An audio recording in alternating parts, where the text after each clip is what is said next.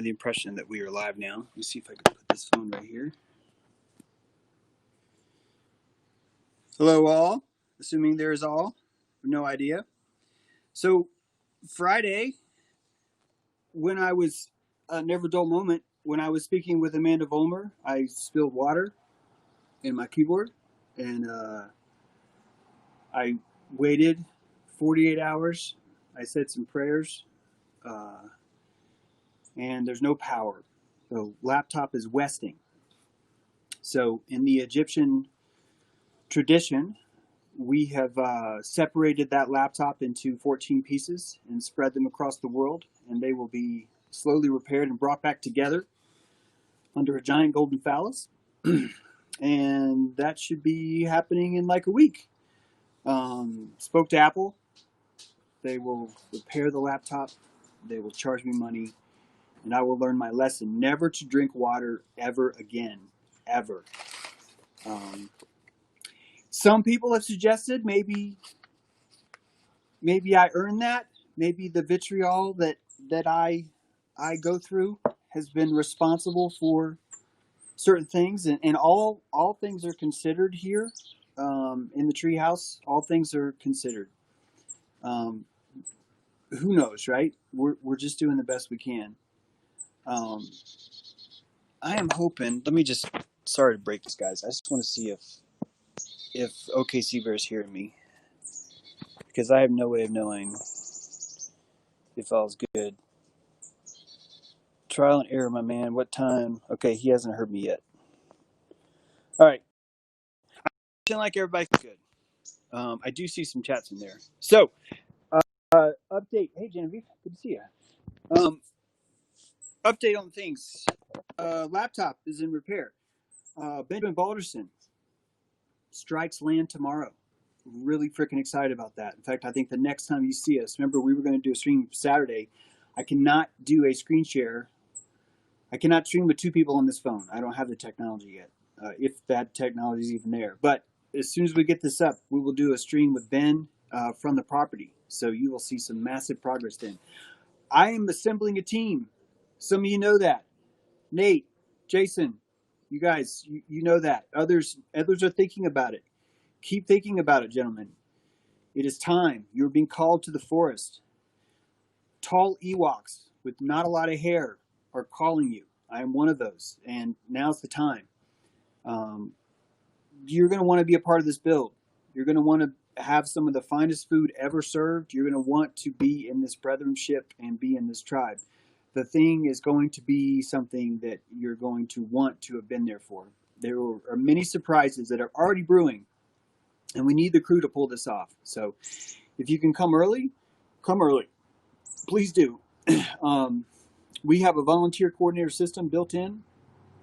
When you come to volunteer, you should expect to have a bathroom, a good meal, many meals throughout the day, all the tools that you would possibly need to work, and a fire with brethrenship around it at night to discuss any vitriol that might have been brought up. Hopefully it will. This place is for vitriol, so we're hoping that these kind of things will happen. So if that sounds good to you, please let me know.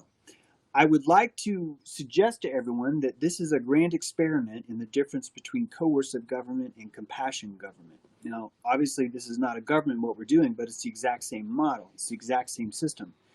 I'd like to think about all the meals that you go to where you're asking someone who's being coerced to be there to make your food. They're being coerced by an hourly rate. They're being coerced by a system of Babylon to serve you those ingredients, those kinds of food, following their menu, following their procedure, wrapped in a uniform, right? It's a procedure wrapped in a uniform. That the flavor and content of that food is actually different, and that most of you, okay, some of you have never tasted compassionate food. Some of you have never been in a compassionate work environment where people are working not for the coercion of money, but the compassion of building something amazing, the compassion of tribe, right? This is the magic of Amish. This is the barn raisings. And that's what's happening now. That's what will happen now. Whether I have a laptop or not, nothing can stop this from happening. It's already in full effect. So, I told you guys I was leaving this week. My mom said no. I'm happy to say my mom has a birthday party coming up, and for the first time she wants to leave the city. She's leaving Babylon, so I'm not going to miss that. We're going to go camping.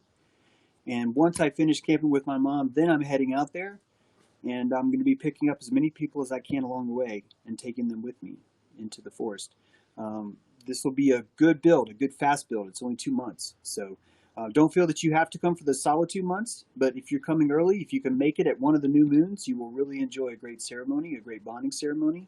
In fact, the very first one will be this new moon coming up in a week. I will not be there for that one because of my mom, but everyone else will be there. There will be a spot there. So if you want to volunteer or jump in on this, email Brent Scheineman, SCHENEMAN @gmail.com, or reach out to me. That's fine. I'll just forward it to Brent because he's the one that's putting together all these volunteer coordinators and whatnot. Monday, Trump shots were fired, and Trump was asked to leave the White House briefing room in a nice dramatic pause. And I just want to remind everybody that you don't know that that's true.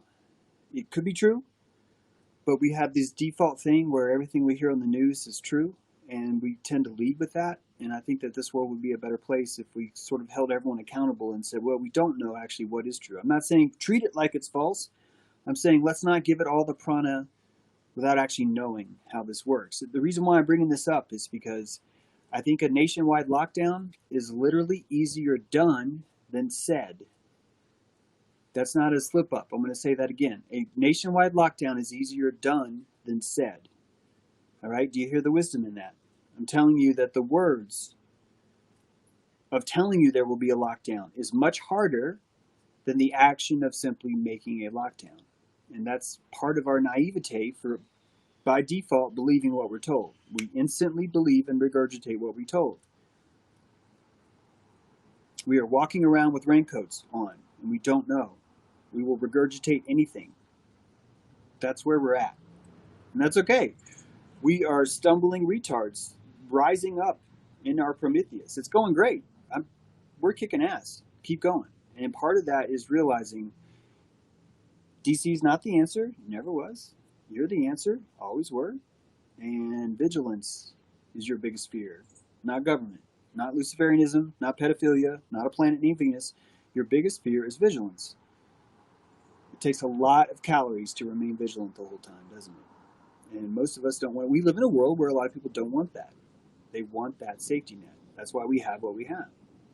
And it's beautiful. It's changing. It's becoming more expensive every day. Every day, more and more beautiful people are saying, I'm not going to go there. I'm not going to go to Babylon. And as those people leave, the system becomes less enticing. It becomes less attractive. And we win. Forest creatures unite. That's what I mean by winning. This campfire setting is one of many, as I've said before. The thing is one of many. In fact, I'm hoping that Ben will enjoy this experience so much that he will want to do it again and again and again. And you will find that Ben himself is running the first vocational anti-school that we've been talking about for over a year now, where all these people are coming, building these giant structures. We're leaning towards a giant teepee. I mean, a big-ass teepee. A really big, like maybe longhouse teepee, where instead of it being a ring, it's like long. So it's sort of like a row. And I think that would fit the idea of what we're going for, especially when Sunday, if you guys come to my workshop on unanimous government, you will actually see a real, true-to-life Iroquois ceremony unplayed in front of your very eyes. And not only are you watching, you are literally participating in it.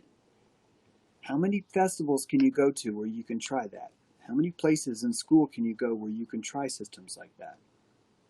And not only will we be trying it, it will be real, because I will be showing you the entire budget we used for the thing, all the money we collected for the thing, where all the money went to the thing, hoping that you guys will take all that work we did for your own and make it a blueprint and start your own gathering, start your own system. We need our own version of public land, right?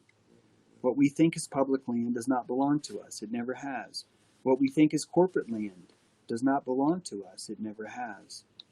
That's belonged to dead people, right? The Wetiko. That's who owns that right now. And so as we bequeath more land to sovereignty, as that's technically, if you look at what Ben's doing right now, he's basically saying, I'm willing to give over this amount of land, we'll find out tomorrow, for this endeavor to see how this experiment works. And you'll find that as long as this is compassionate, as long as everyone is benefiting from this, I think that we have a resonance economy system in this idea. And even though Bend might only be one spot right now, and even though that might be North California only right now, those spots are growing. Many people that I've asked to do this before have said no. They will come back and say yes. They will do that because they will see someone else doing it and they will want that. They will want to do that. They want to help, but they're afraid. They're not brave enough to be the first. Benjamin Balderson is one of the first, and that's important. I think what Owen's doing is important. I'm curious to see how that experiment works. I hope that maybe he will even look at our system and consider it as a possible model. This is the idea is an open source franchise network. Open source meaning there's not like a central hub. It's a decentralized open source franchise for vocational anti-schooling. Imagine how much you would learn if instead of going to college, you went out into the woods and you built a giant teepee, you built Ewok bridges in the trees, you built bathrooms, you built kitchens, you built infrastructure, you built roads, irrigation, hydroponic works, power, solar. Imagine all those things. Imagine you being young and instead of going to college saying, no, Dad, I'm not going to college. I'm going to go to this wilderness camp. I'm going to learn all these skills. And after you go to that wilderness camp for 2 months, you realize, I'm really, really enjoying this. And here's another piece of land. So I'm leaving Benjamin's camp because that thing's done for another 6 months, and I'm going to Montana. I'm going to Idaho to this next camp, and we're building the infrastructure there. And you discover that even though you don't own land yourself because you're young, instead you've touched land all over. You've touched land all over and you make connections all over. And that land truly is yours in a way. When you go there, it speaks to you, it charges you, it gives you your prana back. All that prana and calories you put into it is there waiting for you. This is unanimous government. This is sovereign government. This is sovereign natural law, free range man, how he was supposed to function. And we can do that right now. We can set up that system. We are setting up that system right now. So, until the laptop gets fixed, it'll kind of be sporadic. I don't even know if it's streaming. I'll find out. If it did, maybe I'll try this tomorrow too and just give more check-ins. There's definitely more research I want to share with you guys, especially when it comes to the Mound people, the Mississippians here. Just the other day, I read this amazing story of, actually I didn't read it, it was on Townsend. Townsend was reading it, a great YouTube channel. And he had said, he was talking about a trapper who was captured by the Cuyahogas, I think. I think that's right. He was captured by them. For 5 to 7 days, he was kept like his prisoner. And then at the end of the 5th or 7th day, something like that, everyone in the village came in. They took off all his clothes. They washed him. They cut off all his hair except for certain locks. They painted him from head to toe in ceremonial paint. They gave him new clothes, new trousers, new moccasins. They gave him a belt. They brought him into the Big Chieftain, and the Big Chief sat there and started to speak. And they had a translator. They even had their own translator that came in and told this white man what the chief was saying. And what the chief said to him is, we have washed away all of your white blood. All that runs through you now is red. From here until the end of time, you are one of us. You are a part of us. What protects you is not my benevolence, or my benevolence, I should say. What protects you is not my strength or the tribe's strength. What protects you is one of the oldest traditions that we have. It's older than all of us. That's what protects you. And when the white man read this, when the trapper read this, he thought it was all bullshit. And he thought they were just like gaslighting him or whatever. And he left that tribe several years later on his own free will. He left that tribe, and he was kept a journal the whole time. And in that journal, he explained that not once in the entire time when he lived with those people was the fact that he was ever white or an outsider or formerly captured ever brought into any decision with him. No matter how much they were suffering, he always had food. No matter how great they were doing, he always participated in the celebrations. There was no difference then. The tradition that protected him was older than the chief. It was older than the tribe. It was the soil. It was the land protecting him. The land had said, "You're living right with these people. These people will live right with you." I think that we're coming closer to that.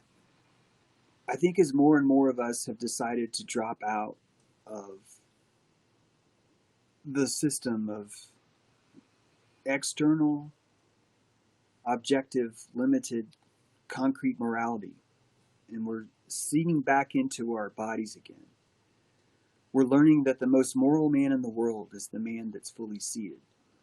The man that's fully seated in his instruments, his adrenals, his endocrine system, his heart, his polyvagal nerve. All of these systems are directly responsible for feeding him morality. And we're adopting systems where we enter into procedures, where we're coerced into cooking, where we have uniforms, and we're losing that system. And that's what's happened to so many around us. We're watching people evacuate themselves for the joys of Babylon. And we're here to change that. We're not going to change behavior by telling someone you shouldn't do that. We're not going to change behavior by implementing stop measures. What we're going to do is make it so appealing and so amazing and so addictive to be seated back in your body that Babylon simply just shrivels away. We won't have to kill Babylon. We won't have to shove a sword through its neck in a dramatic jump from a volcano. We just simply turn our backs, play some drums, cook some zucchini dogs. What's a zucchini dog? You take a zucchini and you split it in half, and you open it and you fill it with black bean, chili, and cheddar cheese and sour cream and onions, and you have a zucchini dog in the middle of the forest. And you've never had one of those because you've been grown up in fucking food courts where all they serve you is dead things on sticks. We'll make a Babylon so appealing that it simply shrivels. It'll turn to dust. Poof. It'll be amazing. It's already happening. It's already happening. I'm going to sign off now. You guys take care of yourselves. Take care of each other. Take care of your laptop. Definitely don't pour water in your laptop. If you missed the interview on Friday with Amanda, you should check it out. You'll find out why I spilled water on the laptop. There was a little technical difficulty. We got back on the phone, though, after that. So we finished it up via phone. It's a good episode. You should check that out. We will be bringing you more soon. And I'm looking forward to it. And yeah, you guys have a great day. And thanks for watching. I really appreciate you. Yeah, I miss live streaming too. And yeah, we'll see it. We'll see you soon. All right, I'm going to say James out, but seriously, it could take me like 5 minutes to figure out how to actually turn off the thing. Hey, there's Benjamin Balderson in the chat. How cool is that? All right, guys, I'm going to hit finish.